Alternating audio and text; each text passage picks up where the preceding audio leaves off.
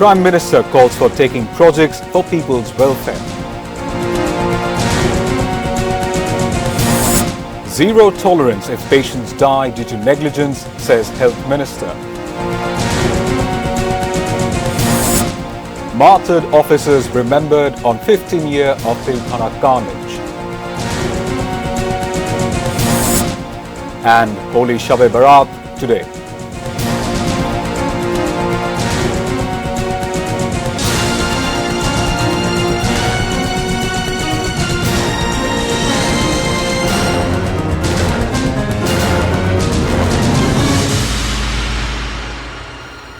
Those were the headlines. This is ATN News. Good evening, viewers. I'm Shahzan Ehsan with English Bulletin.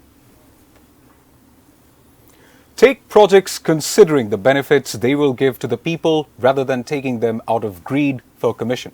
Prime Minister Sheikh Hasina made the remark while addressing Local Government Day 2024 in capital's Bangabandhu Avenue on Sunday as the chief guest. Public representatives from different levels of the local government attended the event. She said vote automatically come if works done for the welfare of the people. The overall development of a country depends on the strength of the local government, she added. The Prime Minister also directed the people concerned to monitor proper utilization and maintenance of the project on their completion.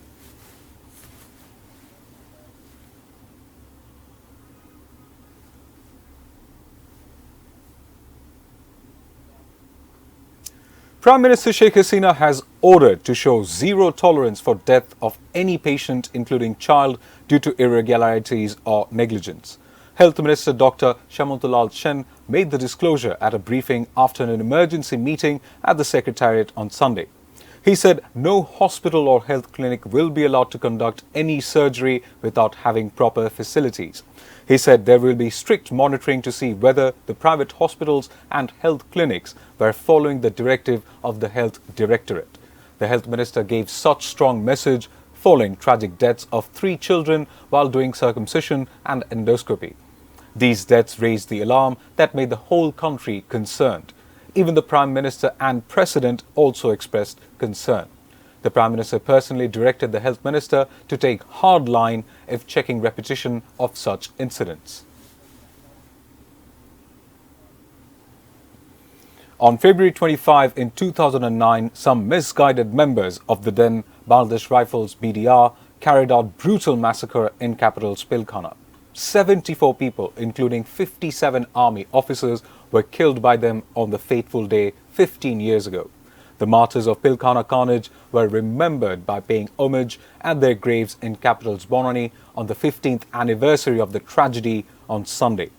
Military secretaries of the President and the Prime Minister, Home Minister Asaduzzaman Khan Kamal and chiefs of the 3 services paid homage at the grave of the Pilkhana martyrs at Army Graveyard in Bonani. Present at the time, the near ones of the martyred officers demanded speedy completion of the final trial of Pilkhana carnage case.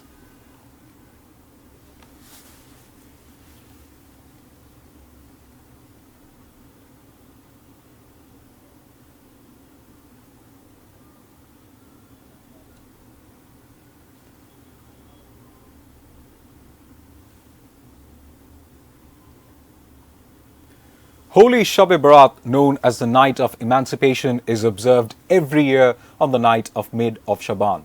Muslims all over the world spend the night with special prayers. Rahman Mahmoud Rahman brings you more.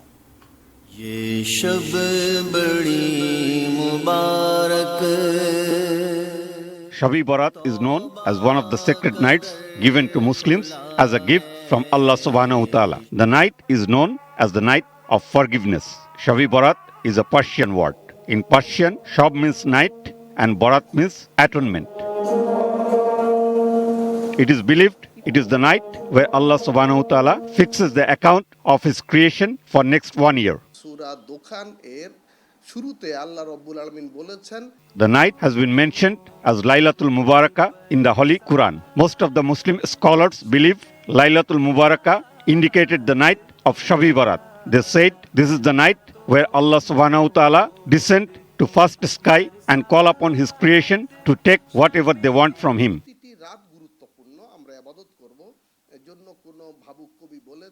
That is why Muslim devotees spend this special night remaining awakened, offering special prayers, asking for forgiveness of the Almighty Allah. Many people also visit the graves of their beloved ones and offer Fatiha there.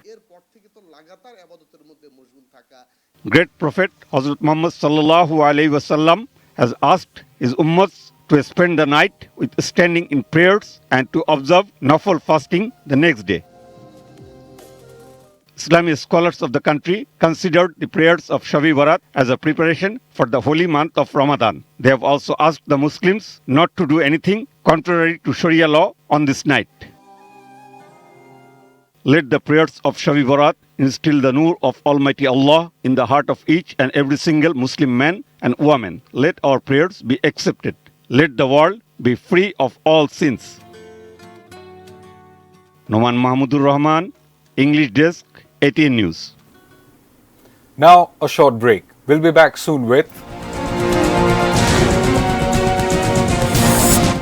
High Court bans revealing unborn child's gender. Playoff round of BPL starts Monday.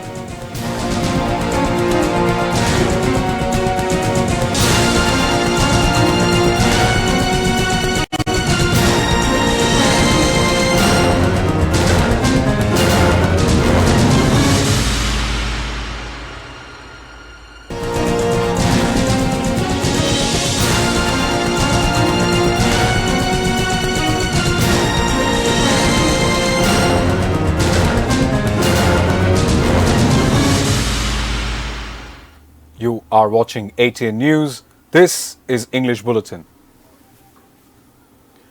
From now on, gender of the baby in mother's womb cannot be revealed. The High Court bench of Justice Naima Haider and Justice Qazi Zinat Haq gave the verdict on Sunday, settling a writ on public interest filed by Supreme Court lawyer Ishrat Jahan in 2020. After a primary hearing on the writ, a High Court bench of Justice Inayatur Rahim and Justice Mohammad Mustafizur Rahman issued a rule on February 3 in 2020 asking Health Directorate why a policy will not be enacted to check revealing of gender of the unborn child.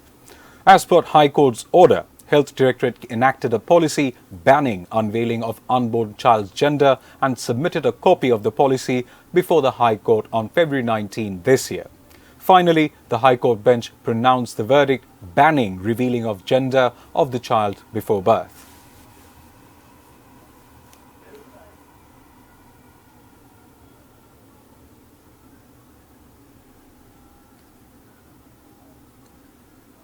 The body of Russian opposition leader Alexei Navali, who died unexpectedly in prison 9 days ago, was handed to his mother on Saturday in the Arctic city of Samarkand. His spokeswoman said, though it was unclear what will happen next to the body.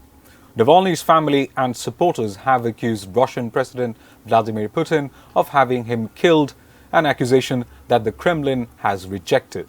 He survived a poisoning attempt in 2020 and years of harsh treatment in prison, including long spells in solitary confinement.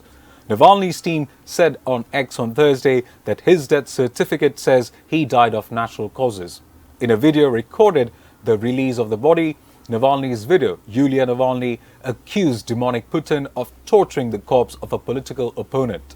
Navalny's spokeswoman, Kira Yarmish, wrote on X, there was no certainty that Russian authorities would let relatives hold a funeral the way the family wants and the way Alexei deserves.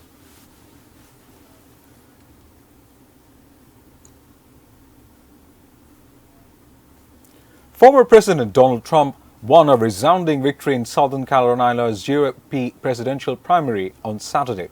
Defeat for former South Carolina Governor Nikki Haley is a blow in her home state. A total of 50 delegates were on the line in Saturday's contest, which are split between the statewide winner and the winner of each congressional district. And Trump's dominant performance in the exit polling and earliest results suggest he could pull off a clean sweep, with South Carolina's Charleston-based 1st congressional district offering the best potential for Haley to win delegates. Now, sports news.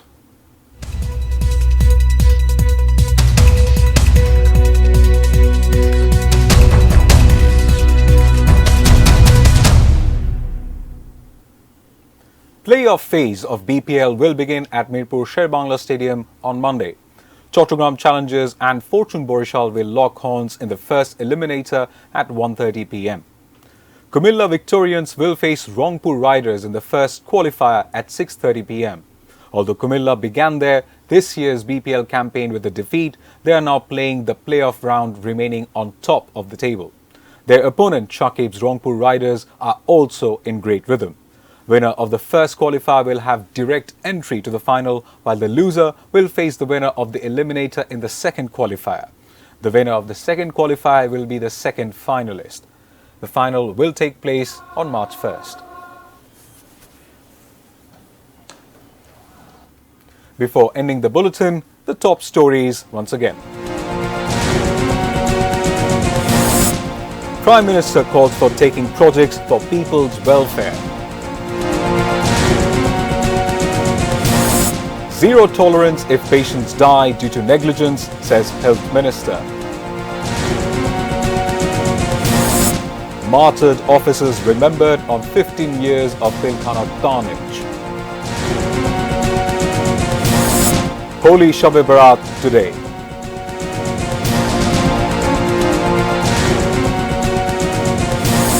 High Court bans revealing unborn child's gender.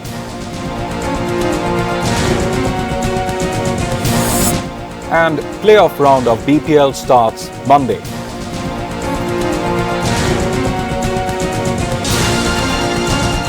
That's all from the newsroom for the moment. Thank you for being with us.